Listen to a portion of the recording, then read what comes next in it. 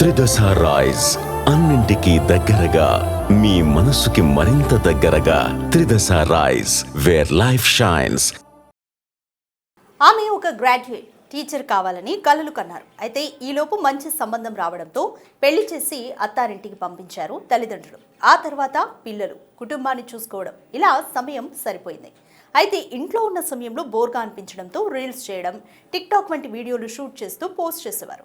అలా చేసిన రీల్స్కు మంచి ఆదరణ లభించి షార్ట్ ఫిల్మ్స్లో నటించే ఛాన్స్ వచ్చింది.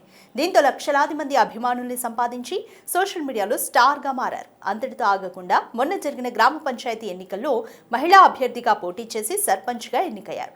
ఇందుకు ఆమె ఎవరు? హోమ్ మేకర్ టు గ్రామానికి నాయకురాలిగా ఎన్నికైన ఈ మహిళ కథ ఏంటో ఇప్పుడు చూద్దాం. ఈ ఫోటోలో కనిపిస్తున్న మహిళ పేరు రజిత. కానీ రజనీగా చాలా ఫేమస్ అయ్యారు. యూట్యూబర్గా మొదలైన ఆమె ప్రయాణం రాజకీయాల దాకా చేరింది. రజనీది కరీంనగర్ జిల్లాలోని చిగురు మామిడి మండలం బొమ్మనపల్లి గ్రామం. తల్లిదండ్రులు యాదగిరి లక్ష్మితో కలిసి పెరిగారు రజనీ. గ్రామీణ నేపథ్యంలో పుట్టి పెరిగిన రజనీ డిగ్రీతో పాటు టీటీసీ పూర్తి చేశారు. ఈమెకు చిన్నప్పటి నుంచి టీచర్ కావాలని కోరిక ఉండేది.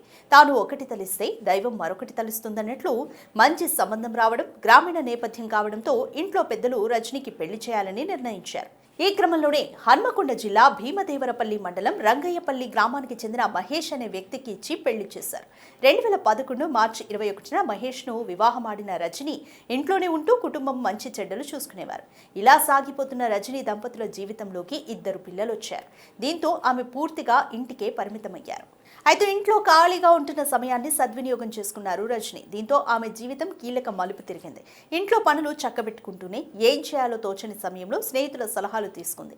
2018 నుంచి రీల్స్ చేయడం, టిక్టాక్ వీడియోలు షూట్ చేయడం ప్రారంభించింది. ఆ వీడియోలకు మంచి జనాదరణ లభించడంతో షార్ట్ ఫిల్మ్లకు ఎంపికయ్యారు రజనీ. దీంతో ఆమెకు చాలా క్యారెక్టర్లు వచ్చాయి. అయితే మారుతున్న కాలంలో టిక్ టాక్ బ్యాన్ ఇవ్వడం రజనీని కొంత నిరాశకు గురి చేసింది. ఈ క్రమంలోనే యూట్యూబ్ ఛానళ్లు ప్రారంభించారు. అలా కొంతకాలానికి ఇన్స్టాగ్రామ్లో అకౌంట్ క్రియేట్ చేసి కొత్తగా వీడియోలు చేయడం మొదలుపెట్టారు.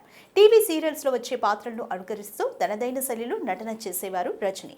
దానికి మంచి స్పందన రావడంతో పల్లె ఛానల్లో ఓ పాటలో నటించే ఛాన్స్ వచ్చింది. కెమెరా ముందు ఇదే ఆమె తొలి అడుగు. ఆ తర్వాత మార్విన్ వీడియో షార్ట్ ఫిల్మ్లో రజనీ చేసిన నటనకు మంచి గుర్తింపు లభించింది. ఇలా సోషల్ మీడియా వైపు ప్రయాణిస్తున్న రజనీకి షార్ట్ ఫిల్మ్ డైరెక్టర్, యూట్యూబర్ మల్లికార్జునతో పరిచయం ఏర్పడింది. ఇతని సహకారంతో స్మాల్ స్క్రీన్ పై కనిపించడమే కాకుండా అనేక షార్ట్ ఫిల్మ్స్ లో నటించారు. ఇలా లక్షలాది మంది అభిమానుల్ని సంపాదించారు. జబర్దస్త్, భీమదేవరపల్లి బ్రాంచ్, RC15, కనబడటలేదు వంటి ప్రాజెక్టులతో పాటు ఇప్పటి వరకు 4,000కు పైగా షార్ట్ ఫిల్మ్స్ లో నటించారు రజనీ. ప్రస్తుతం రజనీకి ఇన్స్టాగ్రామ్ లో 3 లక్షల మందికి పైగా ఫాలోవర్స్ ఉన్నారు.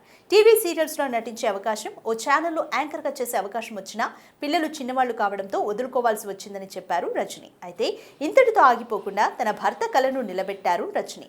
6 సంవత్సరాల క్రితం రజనీ భర్త మహేష్ సర్పంచ్ ఎన్నికల్లో పోటీ చేసి స్వల్ప ఓట్ల తేడాతో ఓడిపోయారు. ఎలాగైనా గ్రామానికి సేవ చేయాలన్న ఉద్దేశంతో తాజాగా జరిగిన గ్రామ పంచాయతీ ఎన్నికల్లో రంగయ్యపల్లి గ్రామం నుంచి తన భార్య రజనీని బరిలోకి దింపారు.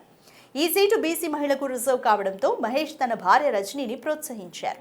స్వతంత్ర అభ్యర్థిగా బరిలోకి దిగిన రజనీ 37 ఓట్లతో విజయం సాధించారు. గ్రామంలో మొత్తం 1,554 ఓట్లుండగా 1,210 ఓట్లు రజనీకి పోలయ్యాయి. గెలుపొందిన తర్వాత కేంద్ర హోంశాఖ సహాయ మంత్రి బండి సంజయ్ సమక్షంలో రజనీ బీజేపీలో చేరారు. అయితే రాజకీయాల్లోకి వచ్చిన రజనీ తన గ్రామాన్ని ఎలా అభివృద్ధి చేస్తారో ప్రజలకు వివరించారు. తాగునీరు, రహదారులు, వీధి దీపాలు సహా మౌలిక వసతులు కల్పించి రంగయ్యపల్లిని ఆదర్శ గ్రామంగా తీర్చిదిద్దుతానన్నారు. ఇది సోషల్ మీడియా నుంచి సర్పంచ్ పదవి వరకు రజిత స్ఫూర్తిదాయక రియల్ స్టోరీ. దీనిపై మీ ఒపీనియన్ ఏంటో కామెంట్ చేయండి.